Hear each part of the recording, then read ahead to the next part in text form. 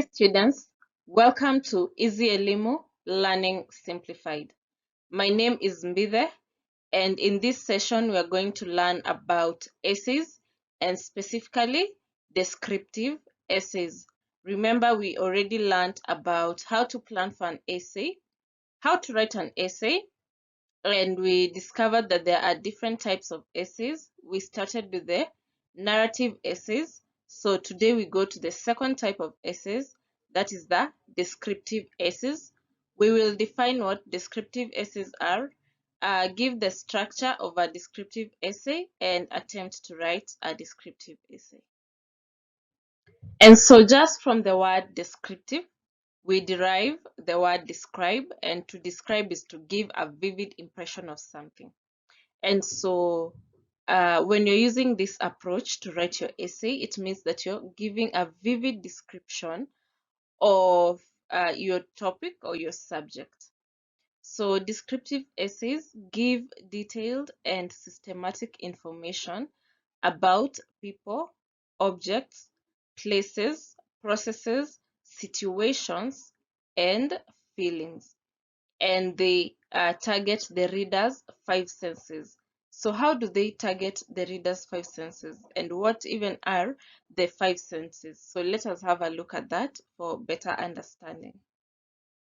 So when you're reading a descriptive essay, a good descriptive essay will capture any of the five senses. It may not necessarily capture all five of them, but it will capture one of the five senses. So if it could be the sight, a sense of sight, you're able to see the shapes just in your mind. The way this thing has been described, you can see the shape, you can hear the sound, you can smell the aroma or the scent, you can taste the flavor, the sweetness, the bitterness. You can touch and feel the texture, the weight, the temperature. So a good descriptive essay will capture any of your five senses. If they're describing maybe a desk that is rectangular in shape, you're able to see it in your mind. They capture your imagery as well. So that is what a good descriptive essay does. It will capture any of your five senses in through the way it is described. So this table contains some descriptive words that you can use, some descriptive phrases that you can use when you want to capture any of the five senses. You can, if you want to capture the sight, you're talking about maybe a red desk. You can describe it. It was red. Was it round or, rectangular or square?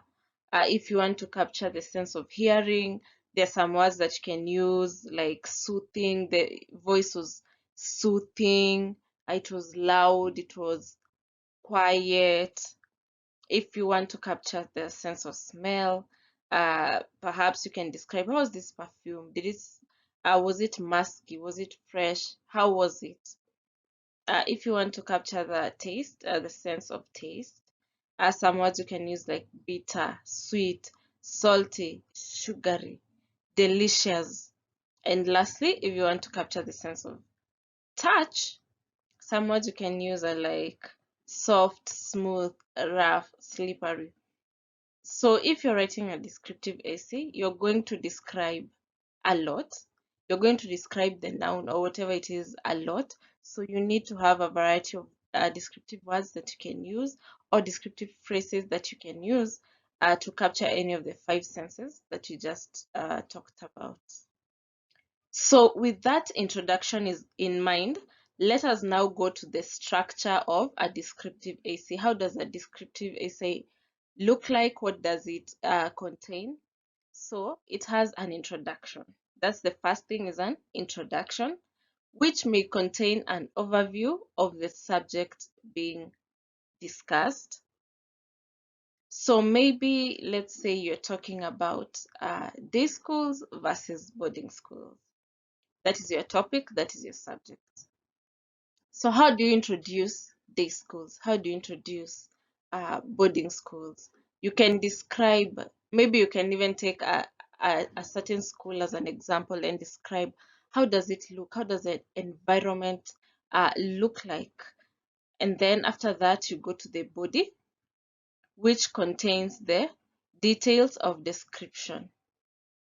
So the body, remember, is the biggest part of any essay because it contains the most paragraphs. That is where the story is. Remember, this is a descriptive one, so you will need to use the descriptive words that we just discussed in every paragraph, and you should establish emotions that you wish to invoke by appealing to the senses of the reader.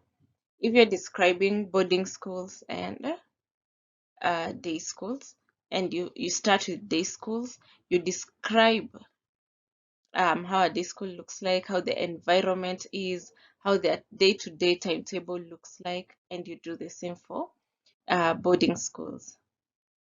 And it is important to use as many figures of speech as possible, as many descriptive words as possible. And then after that, you go to the conclusion. This is where you wrap up your essay. This is the last part of the essay that summarizes everything you've been talking about, and you give an overall impression of your subject. Remember to avoid a lot of repetition in the conclusion. Don't repeat what you've already written in the introduction and in the body. So now let us go to the patterns of a descriptive essay, and there are two ways. Remember, the pattern is how you organize your essay, how you present your essay, and there are two ways of doing this for the descriptive essays. The first way is the 5 sense pattern, and the second one is the spatial pattern. So what do I mean when I say the 5 sense pattern? This is where you present the object being described, and you describe it along the lines of can you see it, can you hear it, can you smell it, can you touch it, or can you taste it. So for our example, where we are talking about the schools, the day schools and the boarding schools, so you can see a school. You can't smell a school, but you can see. So this is an essay that may mostly target your sense of sight. So as you're writing about it, when you're using this pattern, which is the 5 sense pattern, ensure that your description captures the sense of sight for your reader. The second pattern you can use is the spatial pattern, which is also known as the zoom in pattern. And this is where you start with a broad outline of whatever it is that you're describing, and then you proceed to close in step by step on the details of the object. So we are going to look at a sample of, or an example of what we mean when we talk about the spatial pattern. So let us read this text together. Even at a glance from the doorway, Professor Mtuji's office, or study as he preferred to call it, looked pathetically chaotic. The thinly carpeted floor could not have been cleaned within the past week or so. The few patches not littered with books showed clear marks of muddy boot steps. Directly facing the door was the professor's desk, a piece of mahogany furniture that covered well over a quarter of the room. When you look at this small paragraph, you see we are introduced to Professor Mtuji's office first, just the office in general from the doorway.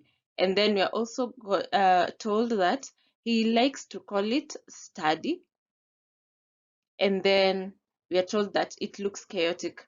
Now, note that the reader did not just say that the study looked chaotic, because that would have been correct, but the author said the study looked pathetically chaotic. You see the use of descriptive words. So in your mind, you're able to see that it was really, really chaotic.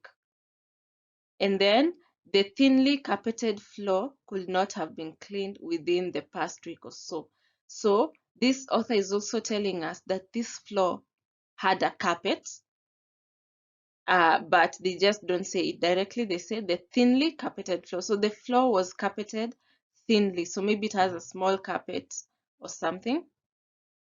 And then the few patches, not littered with books, showed clear marks of muddy footsteps. So it also, this sentence is trying to show us that there are books everywhere on the floor that are littered, so which means they're not well organized. But there are a few places where there are no books. But those places where there are no books, there are steps, muddy boot steps. So when you read this paragraph, you're able to have a mental picture. You can see in your mind how this office looks like without even seeing it physically, because of the use of the descriptive words that have been used have done a very good job in creating that mental picture in your mind. You're able to see this office in your mind. So this is how we use the spatial pattern. You start from the broad, which is the office. As we go in, how does this office look like? Does it have a carpet? Is it clean? Is it dirty? Are there books thrown everywhere, or are they organized? So I hope you have understood that. So that's it for descriptive essays. I hope you've understood and you're able to now write a descriptive essay using either the 5 sense pattern or the spatial pattern. For further practice, you can have a look at the quiz and attempt to do it. Write an essay describing your experience in high school so far. You can use either the 5 sense pattern or the spatial pattern. So your experience, do you like the school? How does the school compound, the school environment look like? How is the life there?